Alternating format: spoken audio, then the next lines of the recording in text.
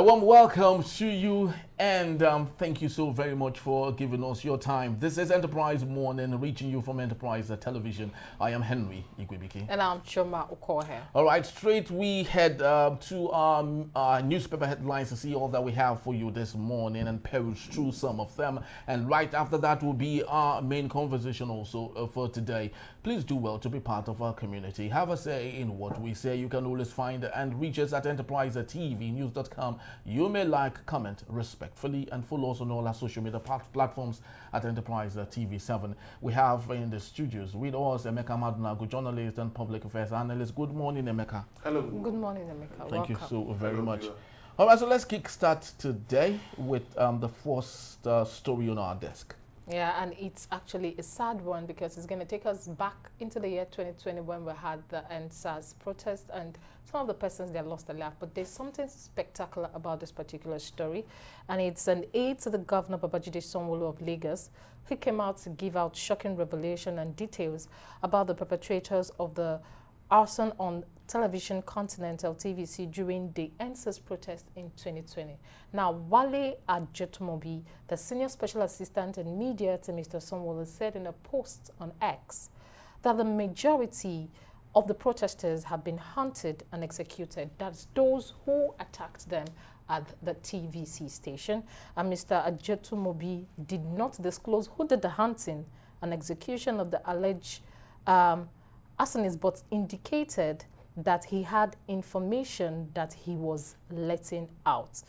And he said, and I quote, "The full story of people who burnt down TVC in 2020 will be told one day with gory clips and images. One thing to note is that majority of them have been hunted down and executed." Emeka Madunagu, starting with this story, at this time and at this present point in the country, this is 2024. Why do you think this man will come out to even say this, even when he was never asked the question? Well, thank you. First of all, even though he's an aide to the governor of Lagos State, he didn't say he was speaking in his official capacity, or that he was authorized to make those statements. I won't be surprised if the state government comes to issue a counter statement, to disown his comments.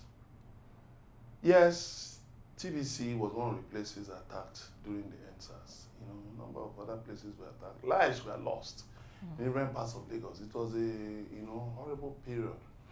So, and different narratives have come up about, all those things, the destruction and all of that, different narratives, people saying different things and all of that, I don't want to go into all of those things because, as far as I'm concerned, if there is a public inquiry or there is a court case concerning the arson at TVC or anywhere, you should take the matter to court. When you take the matter to court, then you swear, go on oath, you swear, you present accompanying affidavits, accompanying documents, to show that these people have been hunted down and executed. You see, one major problem that a lot of spokesmen in Nigeria have is miscommunication. In the excitement, to be seen as talking, and in some cases maybe competing with maybe the director of press or the chief press secretary, your special advisor on media to their principal, so they are generally shut out, Sometimes you find out the number of them are not given the opportunity to issue press statements or to say anything. And so they now take to social media and just drop one thing. Yes, Nigerians would like to know the story of what happened at TVC. Yes, but for somebody to now come out to make such heinous comments that they've been hunted down and executed, I don't understand what that means. Because hunting down means, that it tends to convey the meaning that they were hunted down by maybe state agents, security agents. Then when you now say hunted down, fine, could mean they were captured or they were arrested, and maybe in the course of it they were killed. But when you now come out to say and executed, what you are saying clearly, because I know that the Lagos State government, for some years now, I think since the time of former Governor Babatunde Fashola, had refused to sign death warrants. Lagos State government has actually instead, committed death sentences to life imprisonment. I don't know, it's a public fact. So to say they were executed, I don't know where is it in Lagos State, or how? What exactly does it mean? He needs to come out and tell Nigerians more, because yes, exactly. You see, this matter went through a judicial panel of inquiry headed by a competent judicial officer, and these things,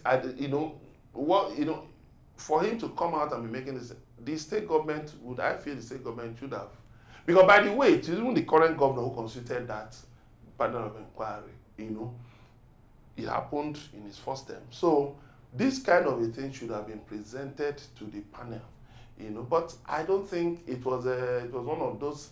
Well, if it was, I don't know, but much buzz wasn't made around it. But for him to use those words, hunted down and executed, I do not think that is the official position of the Lagos State government. And very well said. I just feel this aid was just a grandstanding. All right, so while we look at what he said as a grandstanding, usually the social media space is that open sesame where when you launch something, it breeds lots of other things. Now, in response to that particular message that he put out there, someone said, I would love to read what the person said, is Mola Dikir. I think so. It's his Twitter handle, his X handle. He said a lot of them, that is after the message he dropped, he said a lot of them work at TVC and will remember their actions in 2020, yet they remain employed there. They have a singular mindset, leaving no room for dissenting opinions. If others treated them even half as they treat others, maybe Nigeria will be more peaceful. So is this second counter to what he said, indirectly saying it's possible that those who committed that crime were actually working there? Because he did say some of them still work there. No, but he's saying a counter now. Jetmobi said they've been hunted down and executed. That means they've been killed. This person is saying they still work there. Yes. So what exactly is happening between the two of them? It's hunted and executed. They still work there. Means they're still alive. You see, all in all, I just think some people are just up to some mischief. Okay, now trying to drag the name of TVC into it. Okay. TVC is a business. It's a business, concern. And you see, business concerns thrive on trust, public trust, and I think, I hope the management of TVC will come out to issue a statement on this. If there are issues of security issues, they should be left in the realm of, under the purview of security agencies. Without dragging TVC into it, these comments are not, I think they should just leave TVC alone. That attack was traumatic. Alone on its own. Yes, properties were destroyed in TVC, very iconic building, beautiful. A lot of things were destroyed. TVC has been trying to recover from it, and then somebody again is dragging TVC into it. I mean, where do people draw the line? Emeka, let's look at it this way. Assuming Adejumobi now is not a media aide to the governor, something should have gone up by now. At least they should have actually served him a memo to come for questioning, or actually picked him up. That's what I'm saying. That I will still expect to hear what the chief press secretary, whom I know is the head of the media team attached to the governor, what the chief press secretary will say. But as far as I'm concerned, at least I'm on the mailing list of the chief press secretary to the governor of Lagos State. At least as at this morning, I checked the mailing list and I didn't see anything like this. So I think the fellow who made that tweet was just, speaking for himself. So even if what he said is disastrous, if the state government feels, his comment does not, his comment do not represent his views, then it will come out to say so. But I think they should just leave TVC alone to carry out its business, You know, don't drag TVC into this kind of talk. All right. Please. Okay, so let's move on to the Vanguard newspaper for today. We have the big story here. Obasanjo Buhari Tinubu orders unprepared, and that's coming from Kuka. It says almost all leaders came into office by accident. Tinubu is a reformer, not accidental leader. Presidency. Okay, on the top strip you have on petrol 58% price difference. I take that again, 58% price difference fuels smuggling to neighboring countries. All right, to have 2027, some PDP governors and NWC members protecting Damagum. Okay, moving on. On Dangote Refinery, you have Dangote Refinery slashes petrol depot price to 970 naira per liter. And also we have, we created 8 of 10 jobs in Nigeria. NECA boasts. Okay, still on the top strip, you have in 2027, some PDP governors and NWC members protecting Damagum. All right, Emeka, let's take a look at this important story. Dangote Refinery slashes petrol depot price to 970 naira per liter. Now, that's the depot price. We do not know what it will be when it gets to the pump, actually. Do you think it still makes any difference? Well, as I yesterday, I bought fuel and it was still 1,070 naira in some filling stations. I had not seen any filling station that had reflected that price difference. You know, there's a problem we have in this country. Prices go up. Then when you now tell people, look at what Dangote has done, they will tell you, no, what we have now is old stock. But when there is a price uptick, they won't tell you, oh, no, it's old stock, let's finish selling it. You see, is the unpatriotic nature of us as Nigerians, generally speaking. The unpatriotic nature, that we know how to blame others, blame the government, blame all kinds of people, but ourselves. Why? If there is a since Dangote has reflected this 20 naira, it should also reflect at the pumps, because Dangote has actually even opened the space and said, okay, you can come and buy through the sea, or you can come and buy by road. So what it means is that you can get a badge. For instance, if I'm a petrol dealer somewhere in the south or southeast, I can get a badge. I can charter a badge, load it, and then take it to somewhere in the south or maybe to Onitsha river port, offload, which will be more cheaper and faster. I've said it a number of times in the past that government should encourage marine transportation of petroleum products, which will make it faster. Make it faster than having to go by road. And then it will also save our roads, because what we spend annually on transporting these things by road is so much.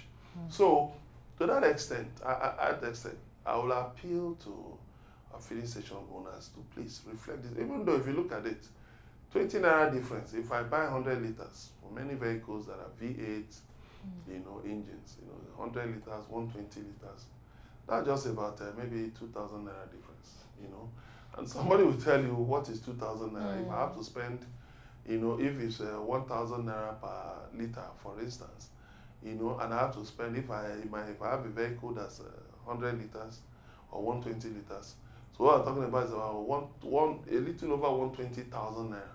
What is 2,000 or 3,000 to me? It's nothing.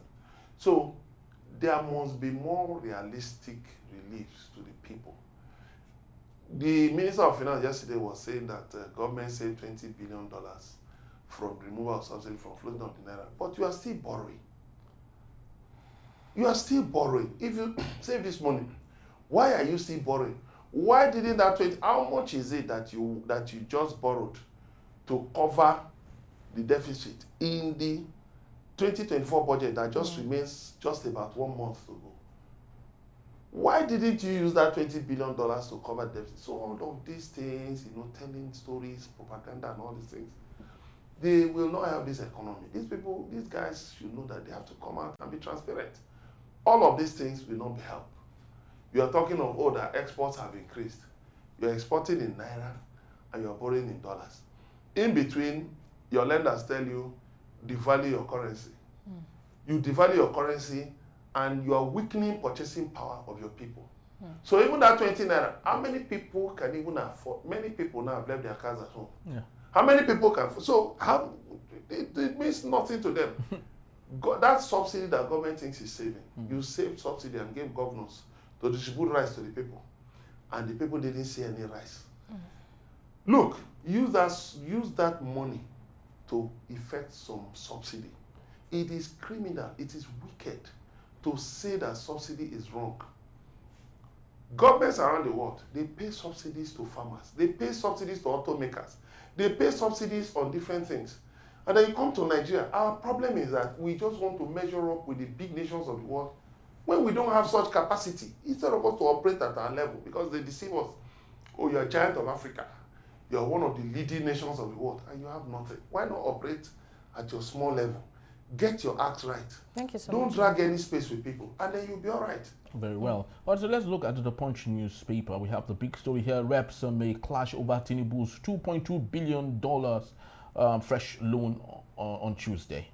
Okay, moving on the top strip, Discos may move 3 million subscribers to estimated billions.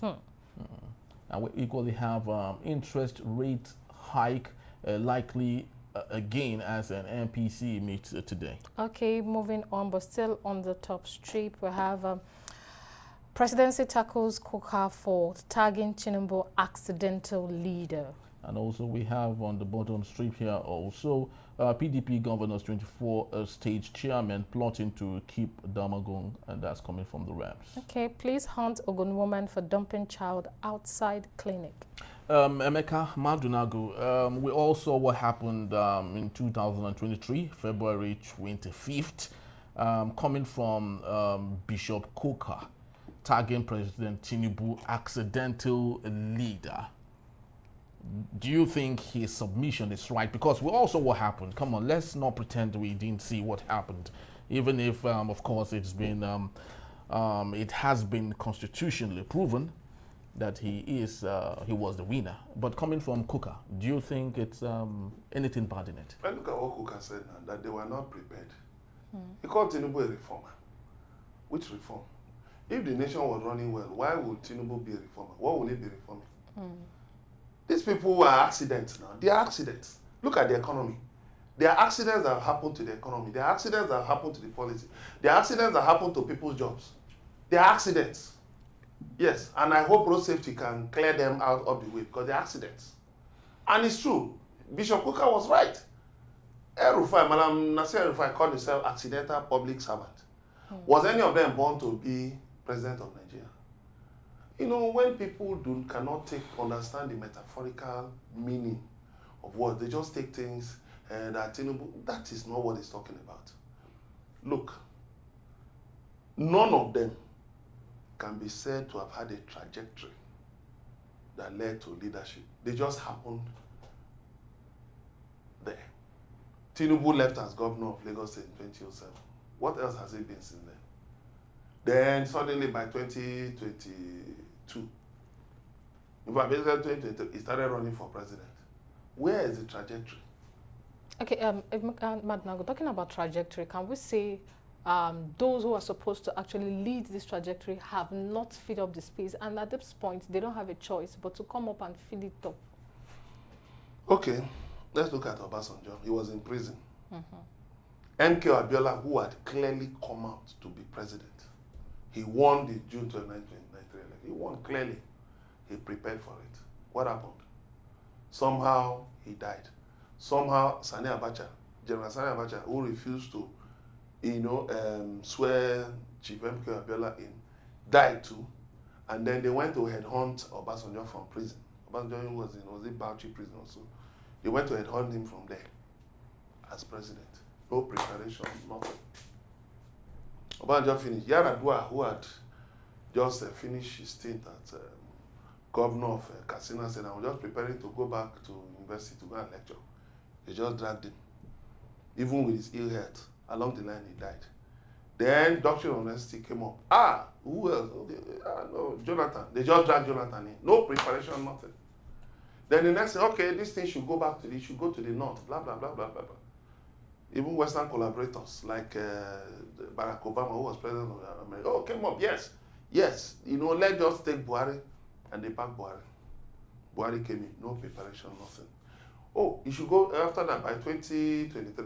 Okay, no. You should go to the south. No preparation, nothing. Then they just, you just suddenly saw Tinubu came up, Peter Obi came up.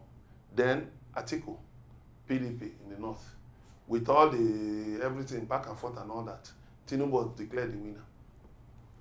With a tiny fraction of the votes, just 6 million out of more than 85 million, more than 80 million that collected their PVCs, only 6 million. An election that shouldn't even have been upheld. If you go by mathematical calculations, an election that shouldn't have been upheld. But this is Nigeria, where anything can happen. So he got there. Did he fulfill law? Did he fulfill basic laws of mathematics and all of that? The answer is no. So, he became president. So the fact of the matter is that you find idle spokesmen, in the presidency who cannot string together a narrative, of what the presidency is doing to make the lives of Nigerians better. Thank you so much. So they jump on everything. That's why you've seen them jumping out to reply. Okay, now. Kuka. Doesn't Kuka have a right to speak? Must they respond to everything? Thank you so much. They are idle. They have nothing doing. So anything they hear, they must respond to show the president that they are working. Thank you so much. Like a fellow would say, second base, Jare. Thank you. Okay, before we call it a wrap, let's look at this particular story. Discourse may move 3 million subscribers to estimated billion. Now, in a country where, a lot of Nigerians are not actually getting the value for the money they are paying for electricity, and now Discourse are saying they might move 3 million subscribers to estimated billion. What is the future of power in this country? I think we have about, is it 12 million, if I'm not wrong? It's 12 million subscribers or so. Out of 200 million Nigerians. Now, we're talking of moving 3 million. That is a quarter of, if my figure is right, a quarter of the subscribers to the estimated billion. But the same Discourse some months ago, we're very happy. We say, yes, we have enough people who can migrate to Band A. Band A, when people started crying that Band A was actually disbanding their pockets, then now you're saying, oh, let's move into estimated billion. It's still the same thing. Accidental businessmen, accidental investors. In every area, accidents just happening to our economy. Look, the Minister of Power, I think he should get his priorities right. He's just jumping after so many things at the same time. He should get his priorities right. Whatever is going to be done concerning billing, I think there's a national committee on energy. There are so many committees now on different things that are not even achieving anything. Now, should decide on, I think it's a presidential committee, should decide on what kind of pricing template do we want for electricity? What kind of, how do we want to even make electricity? Because a lot of people see electricity as their right, as their right, so that they don't have to pay for it. There are many Nigerians who believe they don't have to pay for electricity. Why should they pay? There are places in this country that you dare not, even if you go with soldiers, to go and collect. They will, in fact, they will, plus you and those soldiers, they will pit you people and send you, they will drive you people away. You cannot go to such places. So, but these days, these discos are actually investments with people's money. The federal government has 40% in discos, so which is also public funds injected into it, with all the loans and everything. Yet, we've not seen an improvement. So what needs to be done is this. Let's have it. The World Bank and IMF have telling the federal government to remove subsidies on energy. It is wrong. Because look, the purchasing power of Nigerians has been greatly eroded. So it is wrong for you to say remove subsidies. These are the things that ensure that people can move, can still afford to pay transport fares. People can still afford to buy petrol in their cars. People can still afford to pay for electricity. Now, you see, the right to life is is globally recognized, and the right to electricity is a basic human right. So if you deny people of it, it's just like you are denying them of life. It's just like you are tying them to the stakes and shooting them extrajudicially. So the Minister of Power must be very careful about how this matter is handled. Have a public hearing. Let various segments of society, including the citizens, civil society organizations and all of that, let them come out and make presentations. Then at the end of the day, you now have a multi-party committee that will say, okay, this is how we are going to go about it. Keep the subsidies in place, but find other areas by which these discos can make their money, you know, and remain in business. But because some of them are actually not just offering any service, they are just collecting money from people, you know, and not offering anything, including my own disco, but I won't mention the disco. Thank you so much, Emeka. All right, thank you so very much once more. That's just about the size of our package for this particular segment. I'd love to say thank you to you once more, Emeka, Thank you for being part of it. Thank you. Yes. When we return, Enugu governor offers evidence against Simon Ekpa to finish authorities. That in a bit. We'll be right back shortly.